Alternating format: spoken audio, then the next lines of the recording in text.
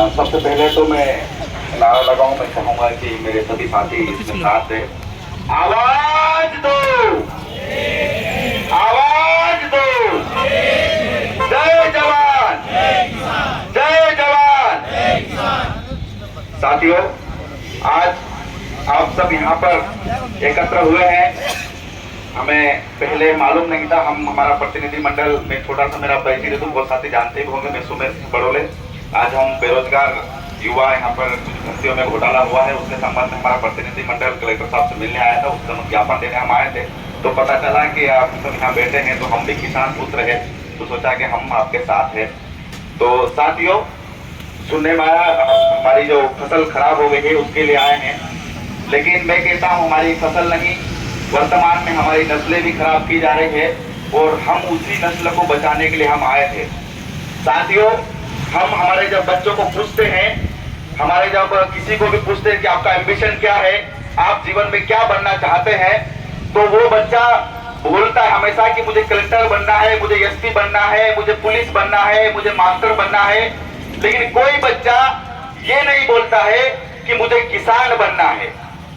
जो किसान पूरे देश का पेट भरता है, जो किसान पूरा विश्व का पेट भरता है। और मैं तो कहता हूं कि जल के बिना मछली अधूरी रह जाती है, मछली का कुछ काम नहीं रहता है। जिस समाज में किसान नहीं होता है वो समाज मर जाता है, वो देश मर जाता है। लेकिन ऐसी हमारी शिक्षा प्रणाली क्या रही कि एक बच्चा कभी भी नहीं कहता है कि पिताजी मुझे बड़ा होकर मुझे आपके जैसा किसान बनना है।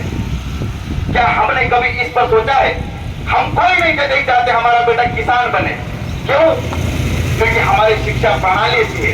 किसान को लोग बताते हैं, आपने कभी देखा किसान को एकदम सूट बूट में टाई वाई लगाया हुआ, एकदम ट्रैक्टर के सामने खड़ा हुआ? नहीं। किसान को कैसा बताते हैं? ये फटी धोती में टावेल लपेटा हुआ, ऐसा ही बताते हैं ना।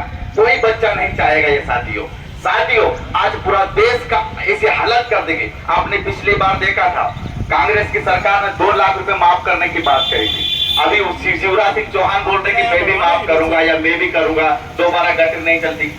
हम कभी इस चीज की मांग नहीं करते हैं। हमारी फसल का तुम बराबर मूल्य दे दो, हमें तुम्हारा डोनेशन चाहिए ही नहीं, तुम्हारे पैसे चाहिए ही नहीं। हमने जो किसानों ने जो 25,000 कम से कम लगाया है, हमारा 25,000 कम से कम काट कर हमारे दाढ़ की मजदूरी, बीज, खाद, बीज, जमीन जो लगा उसे काट के हमको एमएसपी ही दे दो। हमें आपके 2 लाख, 2.5 लाख, 1.5 लाख रुपए कुछ भी नहीं चाहिए। हमने कभी इस चीज की मांग ही नहीं करी। हमें तो हमारा फसल का लाभ दे दो। अभी आपने देखा, अभी हम मांग कर रहे हैं एक अन्नदाता। सबसे ज्यादा चिंता तो यहाँ के बड़े बड़े कॉर्पोरेट, सबसे बड़े लोगों को, शहरों के लोगों को होना चाहिए, लेकिन गांव का किसान यहाँ बैठा है, उनको ये सोचना चाहिए कि सभी पूरी फसल बेच के अब हम खाएंगे क्या, ये इनको चिंता होना चाहिए। सबसे पहले तो मैं कहता हूँ ये लोग जो अन्न खाता है, वो अन्न खाने वाला हर व्यक्ति को रोड पे आना चाहिए कि अब क्या होगा, किसान फसल उगाना बंद कर ये मर जाएंगे तो क्या होगा। लेकिन किसान की फांसी का फंदे पे लटकी फोटो भी डलती है तो इतना संवेदनहीन हमारा समाज हो गया है कि चुप हो जाता है। तो ऐसा क्या कारण है साथियों? इस सरकारों को बताना पड़ेगा कि कम से कम ये फांसी लगने का कारण क्या है, ये फसल बर्बाद हो जाती, इसका कारण क्या है, ये फसल बर्बाद हो जाती है। तो हमें 1 रुपया, 10 रुपया, 2,000, 4,000 ये मजाक करना बंद कीजिए आप, और हमको जो लागत मूल्य मिला है बस उसी का लाभ दे दीजिए। तो ये हमारी मांग है। और सबसे पहले तो आप लोगों को मैं बहुत धन्यवाद ज्ञापित करता हूँ कि कम से कम इस शहर में यहाँ तक आए, अपनी पीड़ा बताने के लिए तो आए हैं।